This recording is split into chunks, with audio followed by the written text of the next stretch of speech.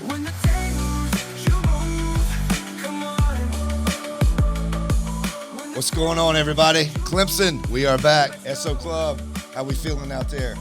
Esso. It's game day, baby. Game day. Yes. Clemson versus SMU. Mustang. This is the Stillness Is an Illness podcast. I am Brian Moss. We got our other guest, our host here, Mr. James Trapp, Mr. Patrick Sapp. And we got a very special guest today. First guest, Travis Blanks. Thanks for joining us, brother. Yeah, absolutely. I don't know about very special, but I'm here. We think you're very special, man.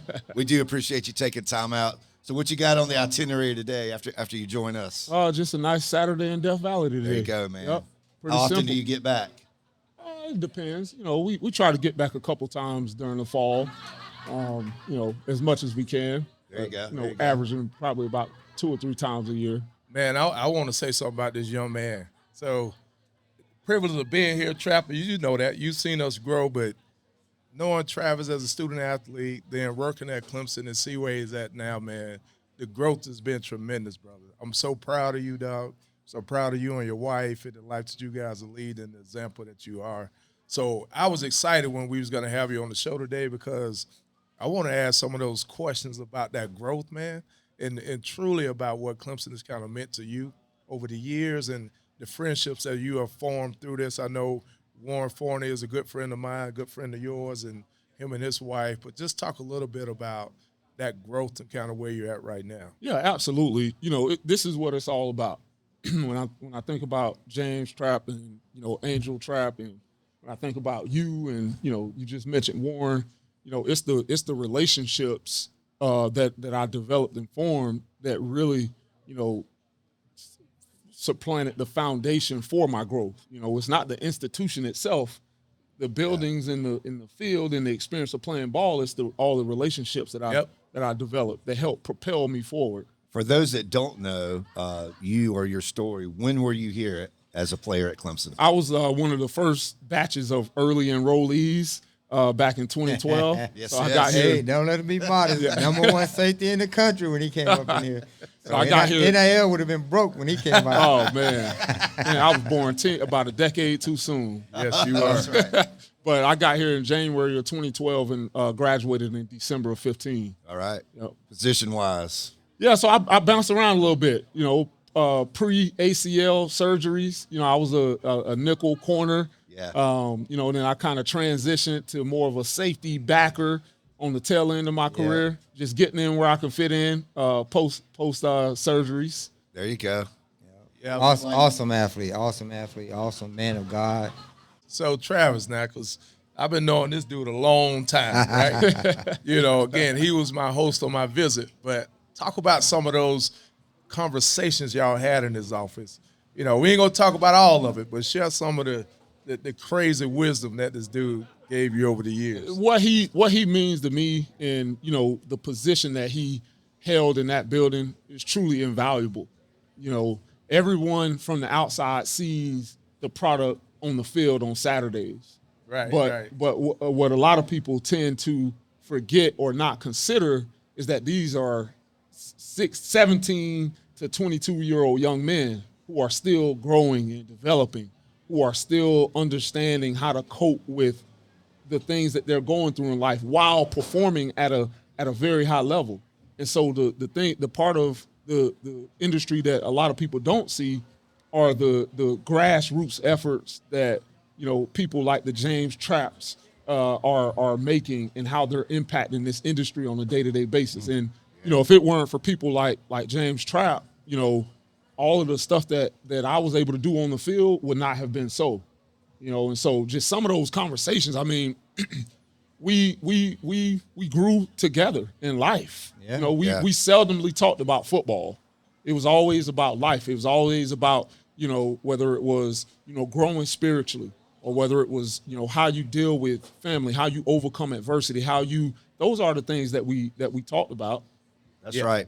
And our platform, Stillness Is an Illness, has those 3 principles. We talked earlier about it, offline, about spiritual, mental, physical growth. So when you had the ACL injuries that you talked about, how did you overcome that? Like in all those ways, physically, mentally and spiritually? What were some of the things that you had to do for yourself to overcome those obstacles? Well, number one, you got to come to the end of yourself, and you got to realize that the Lord's Speak grace, on that. the Lord's Yeah. grace is sufficient. That's number one. Absolutely. So it's not really about what I did. I just surrendered.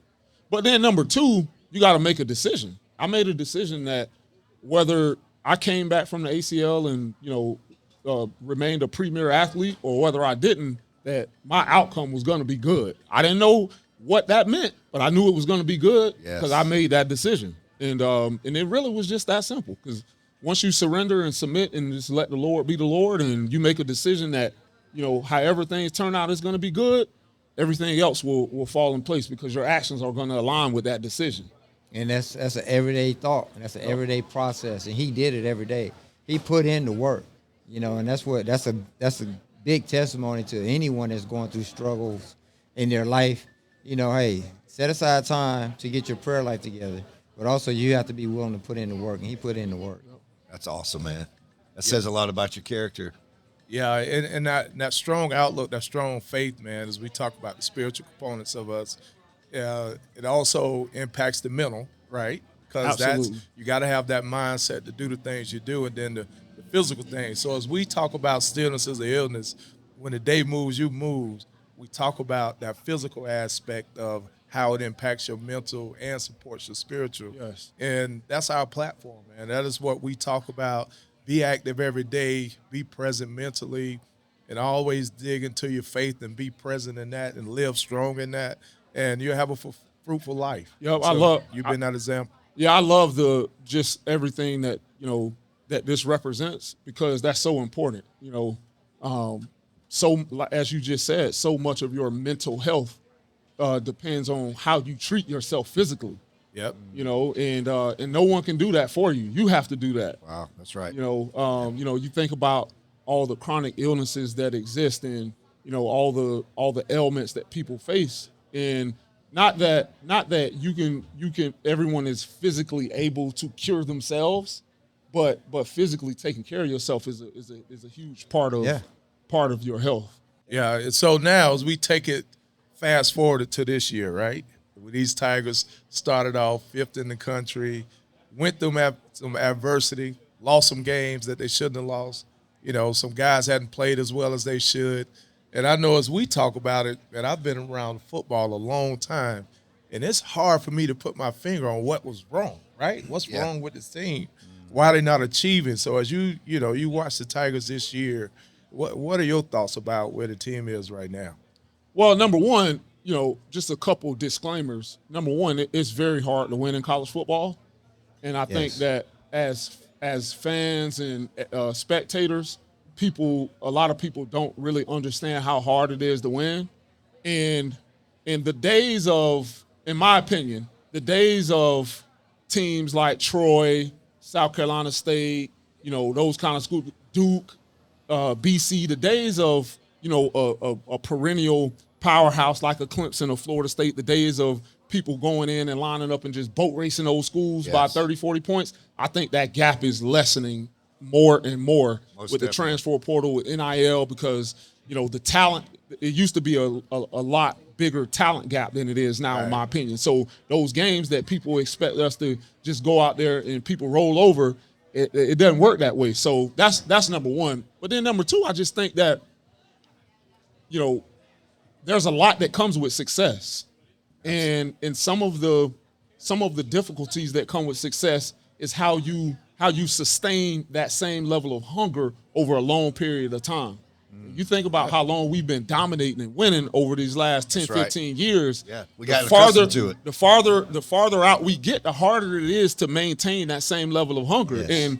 And with these young guys coming in today, I feel like we just have to continue to find ways to make them hungry. When you haven't been successful, and when you haven't won championships, that hunger is innate, because you're starving because you haven't eaten. Yeah. But then when you've eaten a couple of big meals, now you have to find ways to artificially create that hunger because you've been winning. So I think that's a big part of it. Yeah, I can agree with that. I mean, as I look at the team and the success, you got a lot of guys with a lot of experience, the most experienced team in the country, is this Tigers team. right. They played Yeah. a lot of football. They have. And exactly what you said, you've been successful. You feel like all you got to do is kind of show up, go through the routine, and we're going to win. Sapp, it's just like, sorry to interrupt you. No, you good. I just had another thought. It's just like before Clemson, before that 2011 season, when we won the ACC championship for the first time in 20 years, there was a period of time leading up to that where we had to find out how to create a winning atmosphere. Yeah. And so now that you are winning, now you got to find ways to sustain that. Yeah. Right. Which is difficult because you're going to get everybody's best. That's right. And like you said, Everybody. the BC has some transfers on that team from a big program. The Dukes of the world, they have guys that are transferred from other programs that are competitive. And so you're going to get the best shot. And you got to find a way to be mentally in tune, but that underneath that hunger, man, to compete every down, every play, and just try to dominate. So I think that's tough to do. And I still think it's open. I think it's open because, you're starting to see teams play against each other in the ACC. So we got a really good shot, to get back to where we, where we used to being, right? So I think creating the hunger, I think it's there. I think they're going to dialing in at practice. We'll start seeing more of it on the field. I think a big component, too, that's a very impressive is back-to-back road games. And they went back and they looked like some teams from the old. Impressive performances. I think that's mental fortitude as well. That's reaching down deep and saying, hey, let's get back on track. And maybe it is a little bit tougher on the road, to get back. So maybe feeling good for today, really. Yep. When I look at our team, I feel like we can make a run for the rest of this year. Right. I think we have the roster to do it. It's just Feels like it's set up for it, right? I think about the movie you've all heard the title, Any Given Sunday. Yes. It's just about how we perform on any given Saturday. Right. We have the ingredients. Just we got to go put it out there. Yeah. So, man, now, Coach Sweeney, so share one of those crazy stories or stories about Coach Sweeney, man, when you was here as a player and being here. Right before the game.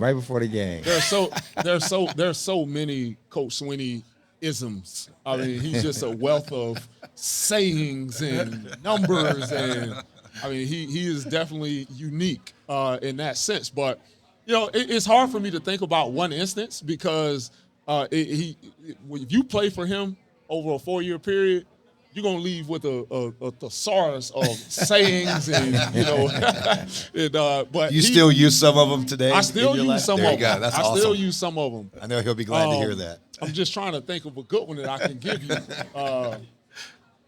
So I'll say this. The one thing that if I had to give a story about Coach Sweeney, and this just speaks to how detail-oriented, how precise he is and how he thinks. 2015, we're getting ready for to go out to the national championship game. We're in front of the West End Zone. At the time, we didn't have the Reeves facility. And, if he says that you're supposed to be on that bus at 12, that means be on the bus at 11:55. Right? If you're walking out to that bus at 12, you will get left. And one of my teammates, who I won't name, walking out of the building. Now this is the first national championship that we will have played in 34 years. Right. In 2015. And do you think that he was going to relent on the standard? Nope. Can't do it. This guy walked out of the building at about 12:01, and the buses proceeded to move. Now, gotta know who this is. Now he did stop him. He did stop him before we departed lot 5. but the message that was delivered to that player, ask if that ever happened again. He was at 11:30. So yeah, he's just an awesome guy. Awesome guy. I love Coach Sweeney. Everything he stands for, detailed, and the program. Having individuals like Trapp. The program is really developing young men and preparing them for life after football, which is awesome. Do you have a standout moment? Like, what is your favorite memory, your most vivid, best time you had here? What, like football-wise? It could be either. Well, meeting my wife, number one. All right, there you go. You Yeah. been married, what, 9 years? Over 9 years. Yeah, 9 Awesome. years. It's crazy. I've Man, been 9 years. I hadn't played Yeah. I hadn't played a down in Clemson football in a decade, which is unbelievable. Crazy, It doesn't feel that way. Right, right. But memorable, from a football standpoint, I would just say, beating LSU in 2012, who we had no business winning that game. was there. Sammy Watkins get hurt the first got play hurt of the early. game. Yes, yes. You got Adam Humphries coming in. You have an all-pro defense. You got Odell Beckham on that team, and somehow, some way, we found a way to win that game, and that was my only career interception versus them as a true freshman that game too. Awesome. So, Yeah. Hey, we were there. I was there Yep. with my son. Yep.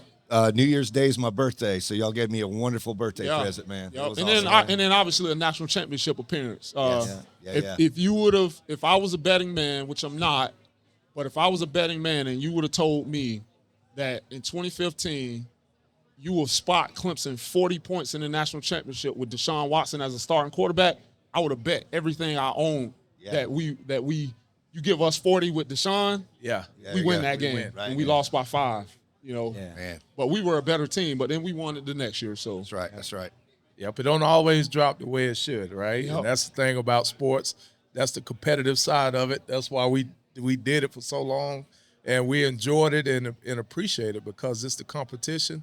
Any man can win any day. And, That's right. As we parallel that to life and what we're doing right now with the Stillness Is Illness, that's what it's about. Young, old, middle age, whatever you want to call it, wherever you're at in life, man, woman, it's about that dialing in daily and really having a fruitful life and living it in those 3 areas where you focus, man.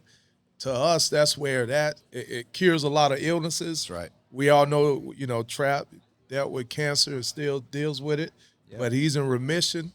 But one thing I could tell about that dude, when he's feeling good, he's not feeling good, man, the dude attitude and energy That's right. is the same. Yep. So I know right. he endures Absolutely. it all, and that's what we speak to. And so, man, we really, really appreciate you and what you've done for Clemson, but what you're doing now.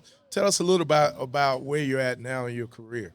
Yeah, so I recently relocated to Princeton, New Jersey. I've been in the environmental services industry for the last 6.5 years. I worked for Waste Management, the trash company, for a number of years, kind of rose through the ranks there. About 18 months ago, got recruited to take a vice president role at a different waste company up in the tri-state, New York, New Jersey, Connecticut area. Yep. So we relocated about a year ago. So I'm currently the vice president of operations for the state of New Jersey for my company. So managing a pretty large workforce and P&L and but it's been great. And that's one of the great parallels of the sport that we grew up playing, and stillness is an illness, and professionally, because in the game that we play, the same principles that we used then, if you want to be great, you can't think negative. Right. You have to think positive.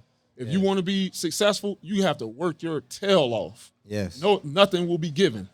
And nothing is guaranteed even after you work your tail off. You still might lose. You got to get up, right? That's right. So all of those principles are what has contributed to me growing professionally. And I'm applying the same principles that I did then now. And it's the same thing, with stillness is an illness. Yes, man. Love it. That's what I love about you, brother. I do want to give a shout out, man. It's my family, all my brothers and sisters are here. What's up, fam? Except one. Hey, let's My get 'em. sister-in-laws and crew back everybody. there. Miles said he was cramped in the car coming over here. Yes, That's good. awesome. Trav, we want to thank you for coming on. Yeah, man. We Spending appreciate some your time with time. us, sharing some stories with us. We Y'all love got a you. lot. Absolutely. Love you guys. Love you guys. Love you too, brother. I got you, man. We love you. All right. Appreciate your time. Best Thank of you. luck to you and Chandler in your career, man. And thank you for all the positivity. And you fit right in with the theme here, man. Stillness is an illness. Yes, so sir. We really appreciate Yes, your sir. time. God And bless. You're always welcome back anytime, man. And if you need anything from us, you got it. Always. All right. I'm going to kick his tail on that golf course, so that's all. I'm going to leave it on that. We I'm need gonna to leave hear it it. there. We know he plays all the count- time, so we don't know how he is. So you I gotta count let us every know. stroke. No gimmies. All those 2-foot putts that Sapp gives That's himself. right. No, Saying he shot an 88. Yeah. Hey, we saw him give himself an 8-footer one time. Nah. I don't know about that. Hey, video. You got to video. put those. All right, we appreciate you, Travis. Y'all have a good one, man. Travis Blanks, everybody. We'll be back. This podcast is brought to you by CataZoom, based in Greer, South Carolina. They're the pros behind the upstate's sharpest vehicle wraps, wall murals, and storefront graphics, helping businesses look their best and stand out from the crowd. Ready to get noticed? Visit catazoom.com